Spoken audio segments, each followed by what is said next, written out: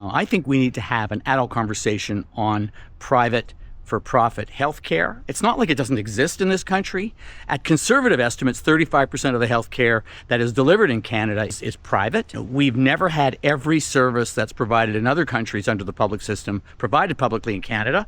And as a result, you have a flourishing private for-profit healthcare system in this country.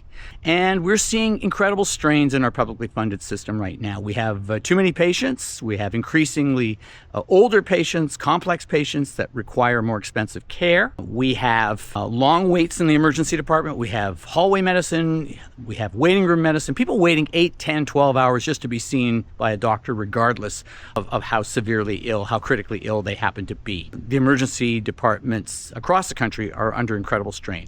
Across the rest of the healthcare system, we're seeing longer waits for MRIs, for cancer treatment, and for joint replacement, just to name 3.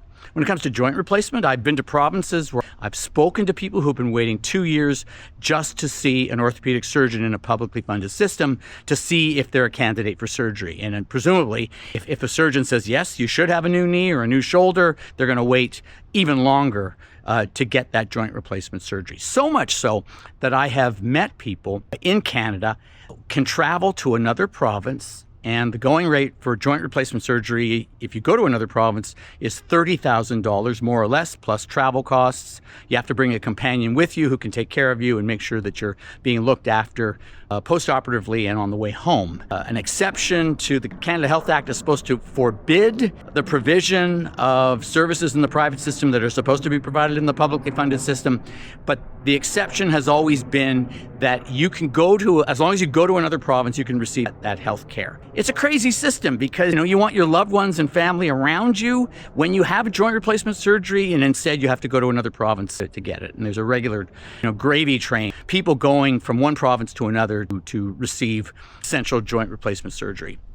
We have some perverse disincentives to doing better in this country. One of them is that the provinces and the hospitals work on fixed global budgets, which means that on the first day of the fiscal year, regardless of how effective, how safe and effective their medicine and surgery is, they receive the same amount of money. So there's no incentive to do better in order to gather more patients. In fact, each additional patient that a hospital gets is a net drain on that global budget. And in fact, there's a disincentive to trying to attract more patients. At some point, you're going to be telling the orthopedic surgeons, if you keep doing this, keep doing that wonderful surgery, we're going to have to cut other programs. Otherwise, we won't be able to meet our budgetary target. Other countries have blended publicly funded and privately funded health care, and the sky doesn't fall in those countries. Germany, for example. Germany has a higher tax base than Canada, so they have more money to begin with. They also they educate and matriculate more doctors and other healthcare providers, which means there's an adequate supply of healthcare providers both in the public and privately funded system. And they have a means test.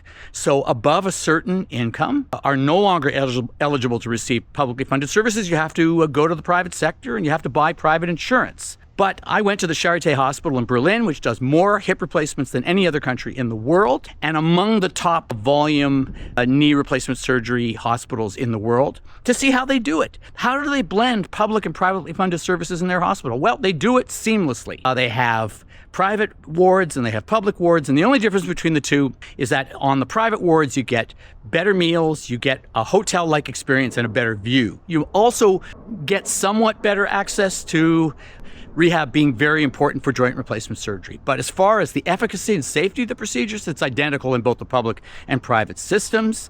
They both have robotic surgery, and some of the best and brightest of the orthopedic surgeons will migrate, if they wish, from the public to the private system after 6 years. You have to remain in the publicly funded system for 6 years. After that, you can go to the private system. But in that country, unlike Canada, there is a steady stream of bright, young, hungry orthopedic surgeons waiting to take their place in the publicly funded system. Same for nurses and other healthcare providers. So, we've come to a point. And one more thing. In Canada, the going rate to go to another province to receive joint replacement surgery is about $30,000 more or less, plus travel costs, $12,000 to $15,000 Canadian. How do they do that? Economies of scale, having more providers who are competitive, who want to be able to get your business. And that means they strive to do better, to do treatment that's more efficacious and safer and in the shortest period of time. So where are we now? Well, I think we need to have an adult conversation about the kind of health care that we want. Private is here. You can see that more and more people are getting privately funded joint replacement surgery. So we can have more private in this country. It's inevitable that we're going to, but we can have it in one of three ways. It's done by stealth, sneakily, or it's patchwork and it sneaks up on us. Or the third option, which I prefer, is that we have an adult conversation about it. Canadians must weigh in and talk about the kind of private health care they want in the system, how they want it to be integrated, who should be eligible to receive publicly funded benefits. It's time that we had that adult conversation. If you want to read more, my article is published in the Globe and Mail in the opinion section. You can read more in The Casino Shift. I talk a lot in that book about the mess that we're in and about the need to have an adult conversation on privately funded healthcare. So you can find The Casino Shift in ebook, hardcover, audiobook, wherever books are sold. I'll see you soon.